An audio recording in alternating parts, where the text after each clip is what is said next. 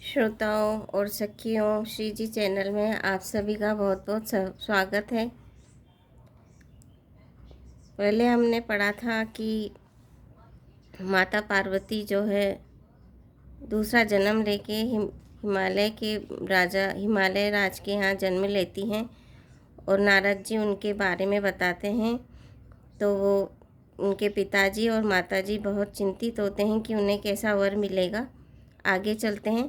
अस कही नारद सुमिरि हरि, गिर जहि दीन असीस, होई यह कल्याण अब संशय तजौ गिरीश। सियापति रामचंद्र की जय, पवन पुत्र हनुमान की जय।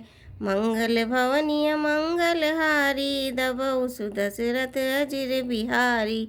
दीन दयाल विरद संभारी, हरऊ नाथ मम संकट भारी। ऐसा कहकर भगवान का स्मरण करके नारद जी ने पार्वती जी को आशीर्वाद दिया और कहा कि हे पर्वतराज, तुम संदेह का त्याग करो, अब यह कल्याण ही होगा। यूँ कहकर नारद मुनि ब्रह्मलोक को चले गए। अब आगे जो चरित्र हुआ उसे सुनो। पति को एकांत में पाकर मैना ने कहा, हे नाथ, मैंने मुनि के वचनों का अर्थ नहीं समझा। जो हमारी कन्या के अनुकूल घर वर और कुल उत्तम हो तो विवाह कीजिए, नहीं तो लड़की चाहे कुमारी ही रहे। मैं अयोग्य वर के साथ उसका विवाह नहीं करना चाहती, क्योंकि हे स्वामिन, पार्वती मुझको प्राणों की समान प्यारी है। यदि पार्वती के योग्य वर न मिला तो सब लोग कहेंगे कि पर्वत स्वभाव से ही जड़ मूर्ख होते हैं। हे स्वामी, इस बात को विचार कर ही विवाह कीजिएगा, जिसमें फिर पीछे हृदय में संताप न हो। इस प्रकार कहकर मैना पति के चरणों पर मस्तक रखकर गिर पड़ी। तब हिमवान ने प्रेम से कहा, चाहे चंद्रमा में अग्नि प्रकट हो जाए, पर नारद जी के वचन झूठे नहीं हो सकते। हे प्रिय, सब सोच छोड़कर श्री भगवान का स्मरण करो। जिन्हें पार्वती जी को रचा है वही कल्याण करेंगे। अब यदि तुम्हें कन्या पर प्रेम है तो जाकर उसे यह शिक्षा दो कि वह ऐसा तप करे जिससे शिव जी मिल जाए। दूसरे उपाय से यह कलेश नहीं मिटेगा। नारद जी के वचन रहस्य से युक्त और सकारण है और शिव जी समस्त सुंदर गुणों के भंडार हैं। यह विचार कर तुम संदेह को छोड़ दो। शिव जी सभी तरह से निष्कलंक है। पति के वचन सुन मन में प्रसन्न होकर मैना उठकर तुरंत पार्वती जी के पास गई। पार्वती को देखकर उनकी आंखों में आंसू भर आए। उसे स्नेह के साथ गोद में बिठा लिया, फिर बार बार उसे हृदय से लगाने लगी। प्रेम से मैना का गला भर आया। कुछ कहा नहीं जाता। जगत जननी भवानी जी तो सर्वज्ञ ठहरी। माता के मन की दशा को जानकर वे माता को सुख देने वाली कोमल वाणी से बोली, माँ सुन, मैं तुझे सुनाती हूँ। मैंने ऐसा स्वप्न देखा है कि मुझे एक सुंदर गौरवर्ण श्रेष्ठ ब्राह्मण ने ऐसा उपदेश दिया है। हे पार्वती, नारद जी ने जो कहा है उसे सत्य समझकर तू जाकर तप कर। फिर यह बात तेरे माता पिता को अच्छी लगी है। तप सुख देने वाला और दुख दोष का नाश करने वाला है।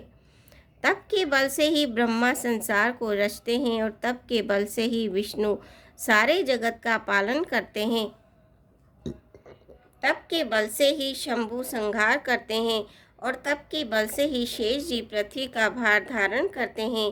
हे भवानी, सारी सृष्टि तप के ही आधार पर है। ऐसा जी में जानकर तू जाकर तप कर। यह बात सुनकर माता को बड़ा अचरज हुआ और उसने हिमवान को बुलाकर यह स्वप्न सुनाया। माता पिता को बहुत तरह से समझाकर बड़े हर्ष के साथ पार्वती जी तप करने के लिए चली। प्यारे कुटुंबी, पिता और माता सब व्याकुल हो गए। किसी के मुंह से बात नहीं निकलती। तब वेद शिरा मुनि ने आकर सबको समझाकर कहा। पार्वती जी की महिमा सुनकर सबका समाधान हो गया। प्राणपति शिवजी के चरणों को हृदय में धारण करके पार्वती जी वन में जाकर तप करने लगी। पार्वती जी का अत्यंत सुकुमार शरीर तप के योग्य नहीं था, तो भी पति के चरणों का स्मरण करके उन्होंने सब भोगों को त्यज दिया। स्वामी के चरणों में नित्य नया अनुराग उत्पन्न होने लगा और तप में ऐसा मन लगा कि शरीर की सारी सुध बिसर गई। 1000 वर्ष तक उन्होंने मूल और फल खाए, फिर 100 वर्ष साग खाकर बिताए। कुछ दिन जल और वायु का भोजन किया और फिर कुछ दिन कठोर उपवास किए, जो बेलपत्र सूखकर पृथ्वी पर गिरते थे। 3000 वर्ष तक उन्हीं को खाया, फिर सूखे पत्ते भी छोड़ दिए। तभी पार्वती का नाम अपर्णा हुआ। तब से उमा का शरीर क्षीण देखकर आकाश से गंभीर ब्रह्मवाणी हुई, हे पर्वतराज कुमारी, सुन, तेरा मनोरथ सफल हुआ। तू अब सारे असह्य कलेशों को, कठिन तप को त्याग दे। अब तुझे शिवजी मिलेंगे। हे भवानी, धीर मुनि और ज्ञानी बहुत हुए हैं, पर ऐसा कठोर तप किसी ने नहीं किया। अब तू इस श्रेष्ठ ब्रह्मा की वाणी को सदा सत्य और निरंतर पवित्र जानकर अपने हृदय में धारण कर।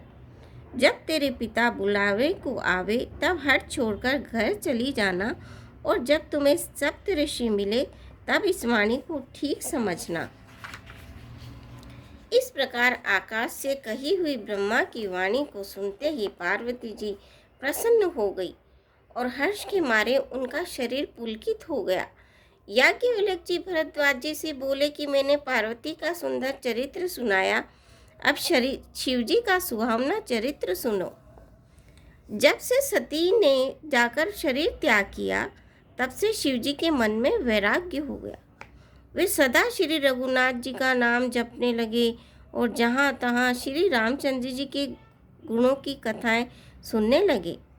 चिदानंद सुख के धाम, मोह मद और काम से रहित शिव जी, संपूर्ण लोकों का आनंद देने वाले भगवान श्री हरि श्री रामचंद्र जी को हृदय में धारण कर भगवान के ध्यान में मस्त हुए पृथ्वी पर विचरने लगे। वे कहीं मुनियों का ज्ञान का उपदेश करते और कहीं श्री रामचंद्र जी के गुणों का वर्णन करते थे। यद्यपि सुजान शिवजी निष्काम है, तो भी भगवान अपने भक्त सती के वियोग के दुख से बहुत दुखी हैं। इस प्रकार बहुत समय बीत गया। श्री रामचंद्र जी के चरणों में नित्य नई प्रीति हो रही है। शिव जी के कठोर नियम, अनन्य प्रेम और उनके हृदय में भक्ति की अटल टेक को जब श्री रामचंद्र जी ने देखा, तब तक कृतज्ञ उपकार मानने वाले कृपालु रूप और शील के भंडार महान तेज पुंज भगवान श्री रामचंद्र जी प्रकट हुए। उन्होंने बहुत तरह से शिव जी की सराहना की और कहा कि आपके बिना ऐसा कठिन व्रत कौन निभा सकता है। श्री रामचंद्र जी ने बहुत प्रकार से शिव जी को समझाया और पार्वती जी का जन्म सुनाया। कृपा निधान श्री रामचंद्र जी ने विस्तार पूर्वक पार्वती जी की अत्यंत पवित्र करनी का वर्णन किया। फिर उन्होंने शिवजी से कहा, हे शिवजी, यदि मुझ पर आपका स्नेह है तो अब आप मेरी विनती सुनिए। मुझे ये मांग दीजिए कि आप जाकर पार्वती जी के साथ विवाह कर लें। शिवजी ने कहा, यद्यपि ऐसा उचित नहीं है, परंतु स्वामी की बात भी मेटी नहीं जा सकती। हे नाथ, मेरा यही परम धर्म है कि मैं आपकी आज्ञा को सिर पर रखकर उसका पालन करूं। माता पिता, गुरु और स्वामी की बात को बिना ही विचारे शुभ समझकर मानना चाहिए। फिर आप तो सब प्रकार से मेरे परम हितकारी हैं। हे नाथ, आपकी आज्ञा मेरे सिर पर है। शिवजी की भक्ति, ज्ञान और धर्म से युक्त वचन रचना सुनकर प्रभु श्री रामचंद्र जी संतुष्ट हो गए। प्रभु ने कहा, हे हर, आपकी प्रतिज्ञा पूरी हो गई। अब हमने जो कहा है उसे हृदय में रखना। इस प्रकार कहकर श्री रामचंद्र जी अंतर ध्यान हो गए। शिवजी ने उनकी वह मूर्ति अपने हृदय में रख ली। उसी समय सप्तऋषि शिवजी के पास आए। प्रभु महादेव ने उनसे अत्यंत सुहावने वचन कहे। पार्वती पही जाई तुम प्रेम परीक्षा लेहु, गिरहि प्रेई पठयु भवन, दूरी करेउ संदेहु, सियापति रामचंद्र की जय, पवन पुत्र हनुमान की जय। मंगल भवनीय मंगल हारी, दबौ सुदशरथ अजिर बिहारी, दीन दयाल विरद संभारी, हरौ नाथ मम संकट भारी। श्रोताओं, आज के लिए बस इतना ही। आपसे आशा है आप मेरे चैनल को सब्सक्राइब करेंगे, वीडियो को लाइक करेंगे, शेयर करेंगे। धन्यवाद।